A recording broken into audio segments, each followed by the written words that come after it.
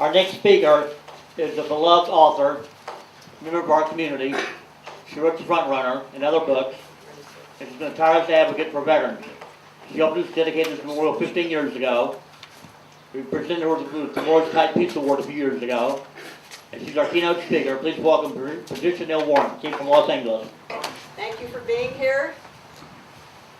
Very special day.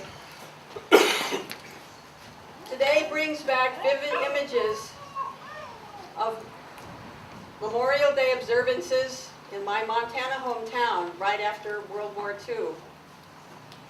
While the families convened in the Hillcrest Cemetery with boxes of flowers, the local veterans organizations convened on Main Street wearing their uniforms and carrying rifles.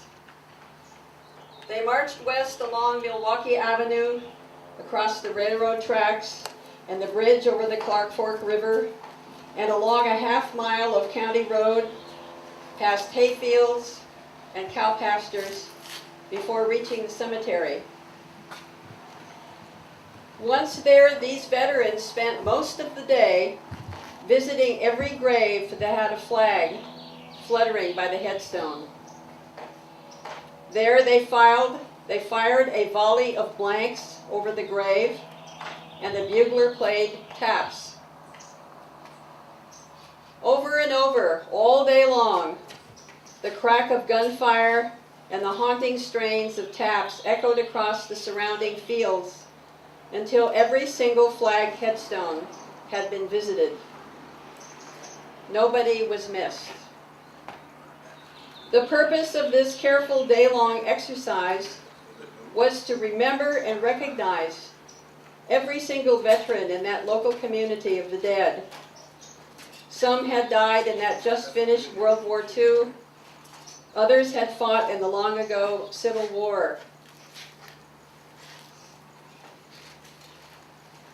Remembrance of the war dead and our duty to recognize what we owe them is one of humanity's most ancient customs. Remembrance has its healing side, helping us reconnect with soldiers who were family or friends, who were deeply loved and sorely missed. But remembrance has another side.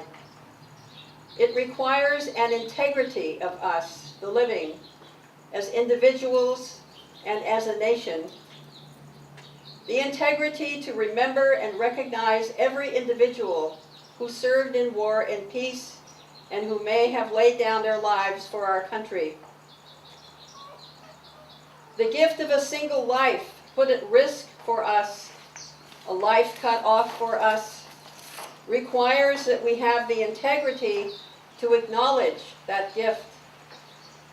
No one who was served in uniform should be left out. Over the 240 years that our nation has existed, there have been times when we stumbled badly on this integrity. Certain groups of people did get left out because of their race, or religion, or gender, or other characteristic that some in our society viewed as unwelcome in the military. For some of these groups, remembrance finally came after years of civil rights battles. But lesbian, gay, bisexual, and transgender people were still left out. They were expected to answer the call, to serve, even to lay down their lives, while also being required to hide their true nature, to live a lying life, even as they laid down that life. 15 years ago, the Desert Memorial Park led the nation towards change when America's first LGBT Veterans Memorial was dedicated here. The volley was finally fired for countless thousands of LGBT veterans over 240 years. Taps was finally played for them. The open admission that these women and men have served honorably in the military ever since our country was founded.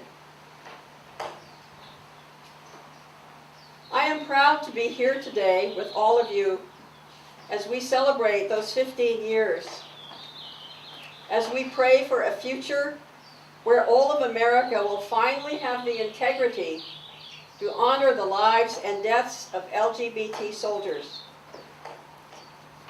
The United States of America still faces the daily battle of granting liberty and justice for all.